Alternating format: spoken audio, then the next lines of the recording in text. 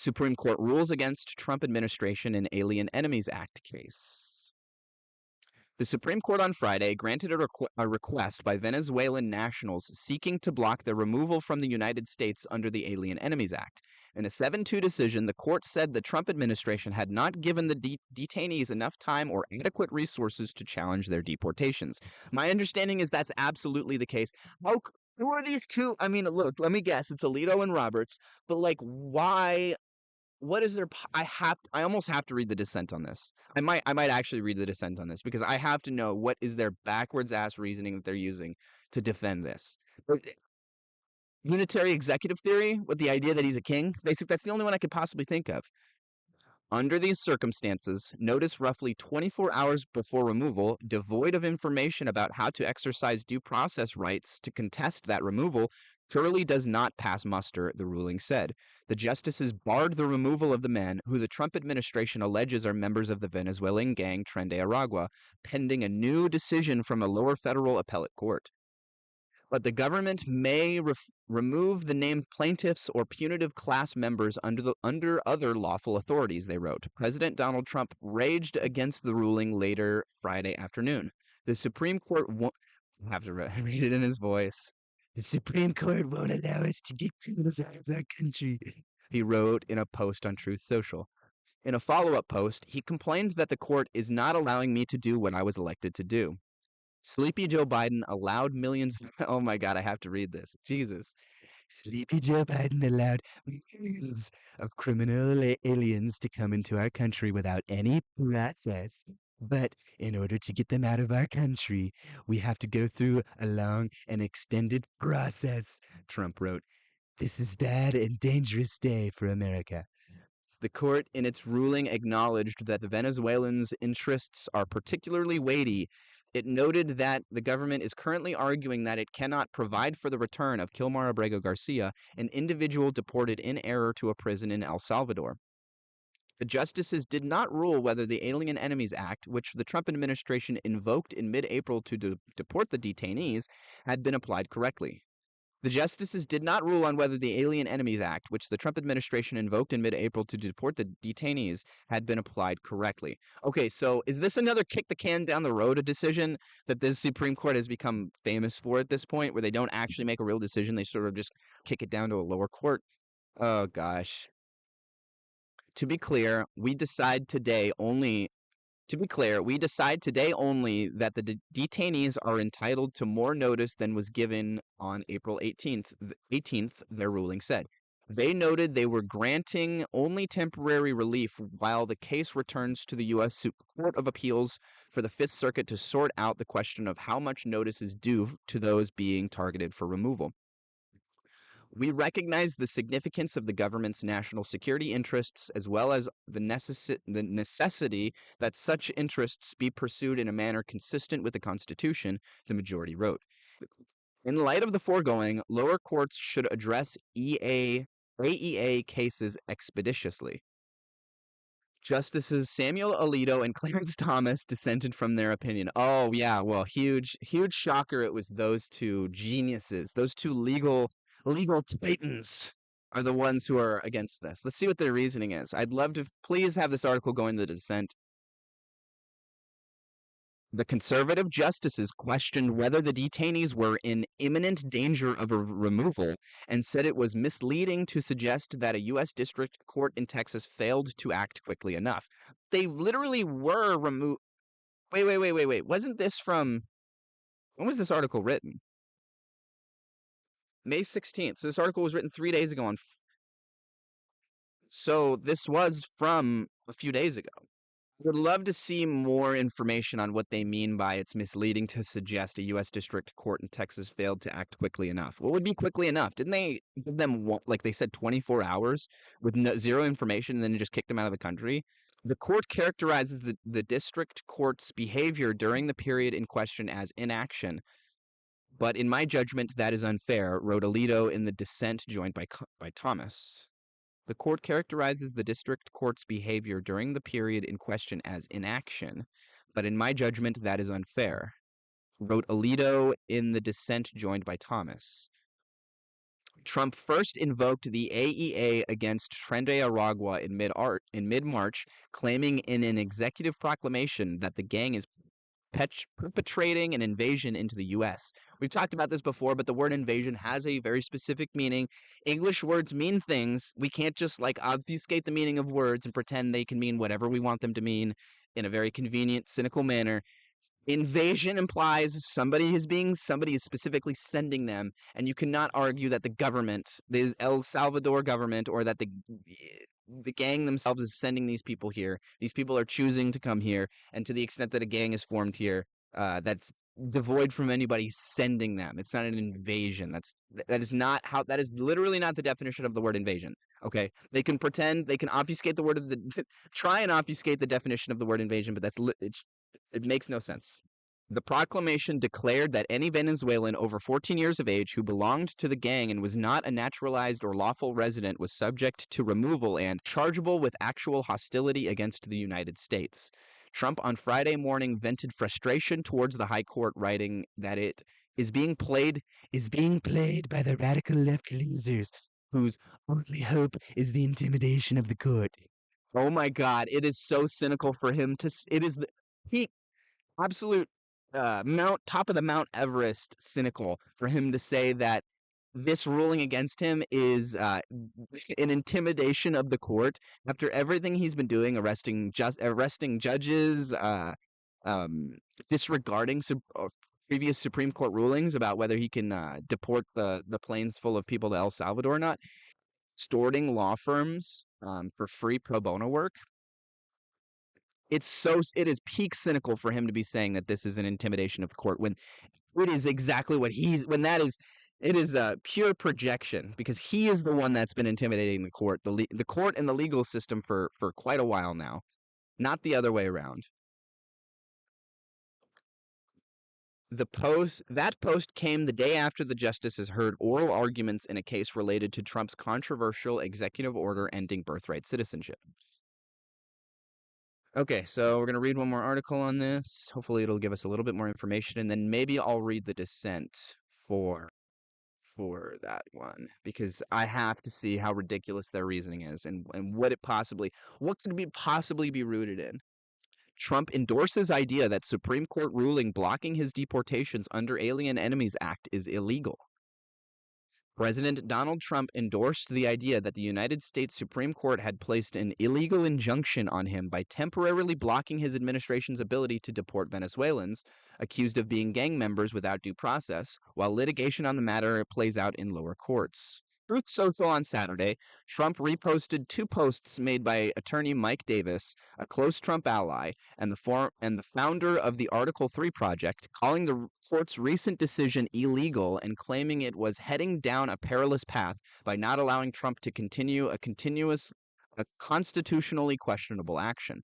The Supreme Court still has an illegal injunction on the President of the United States, preventing him from commanding military operations to expel these foreign terrorists, Davis wrote. He continued, the President should house these terrorists near the Chevy Chase Country Club with daytime release. Chevy Chase Country Club is located in Maryland near the homes of Chief Justice John Roberts and Justice Brett Kavanaugh. The Supreme Court is the highest court in the nation and has the final say on legal disputes involving constitutional or federal law changes. The court told the Trump administration on Friday it would not allow it to resume deporting Venezuelans accused of belonging to a gang under the Alien Enemies Act while litigation continues in lower courts. In their decision, the justices flagged concerns about the administration bypassing due process rights. Trump raged at the justices for not allowing his Department of Homeland Security to proceed with deportations under the act, calling it bad and dangerous.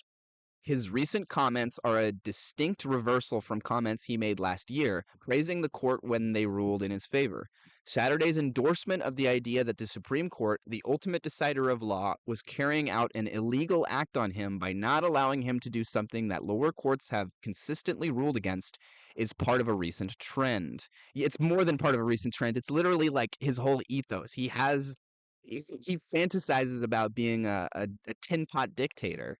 Like, that's what he's acting like.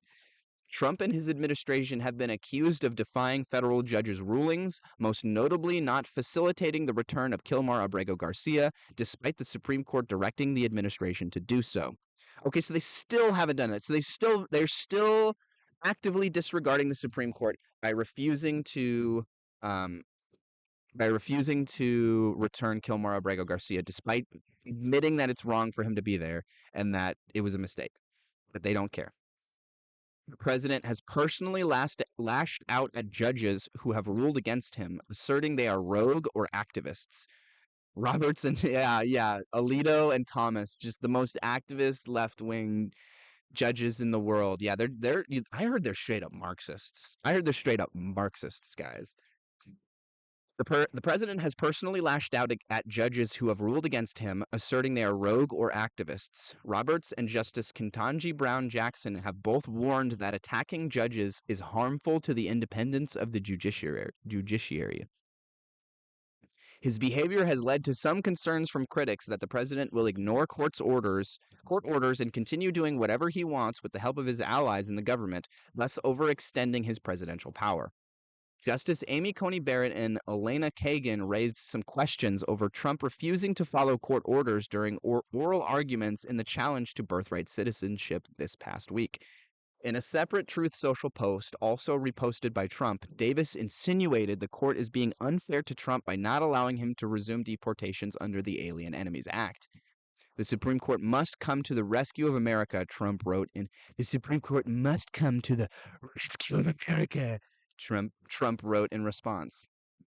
So it seems like the Supreme Court probably made the right decision here. I'm going to see if I can get a little bit more on the dissent here. Okay, so here's the dissent in the A.A.R.P versus Trump 605 U.S. 2025. This is the case that we were just talking about regarding the use of the Alien Enemies Act and deportations. And so this is the dissent from Alito with Thomas. I cannot join the decision of the court. First and foremost, we lack jurisdiction and therefore have no authority to issue any relief. Relief to Kilmar Abrego Garcia and these people who have been deported. Are they arguing that basically because Trump says that this is an immigration issue and that the immigration and borders are in the purview of the federal government, that he just has unlimited say and unlimited power in what he can do, that he can basically just claim it's that it's an immigration issue or that it's a border issue or whatever, and that the justices, regardless of any other circumstances, are just going to be like, we're good. Y'all, you can have it. That seems insane to me. Second, even if we had such authority, the applicants have not satisfied the requirement for the issuance of injunctive relief pending appellate review. Third, granting certiorari before any decision on the merits has been made by either the district court or the Court of Appeals is unwarranted. What do you mean it's unwarranted? I think what he means by granting certiorari is this sort of temporary injunction, basically saying, hey guys, quit your nonsense while we figure out if this is legal or not. We think there's a decent enough chance that it could be illegal that we want you to just stop it right now. And then if we say it's fine, then you can, if we say it's all kosher, then you can resume it. But like these are people that are being held in a gulag in El Salvador. How could you mean that that is unwarranted? When would it be warranted if it's not warranted in this circumstance? Jurisdiction is power to declare law, and without jurisdiction, the court cannot proceed at all. Ex parte, Macara, blah, blah. So in order for us to do anything in this manner, we must assure ourselves that we have jurisdiction. The court's theory of jurisdiction, as I understand it, is as follows. We have jurisdiction to review a case that is properly before one of the federal courts of appeals. This case was properly before the Court of Appeals for the Fifth Circuit because the two habeas petitioners, A.A.R.P and WMM, took an appeal from a district court order that refused to issue an injunction. Although the district court never actually issued such an order or said that it would do so, the district court constructively denied injunction relief by failing to act under circumstances where prompt intervention was urgently needed. Wait. This theory rests on a... Okay, so basically this paragraph, he's laying out what his understanding of the the majority's argument in this case.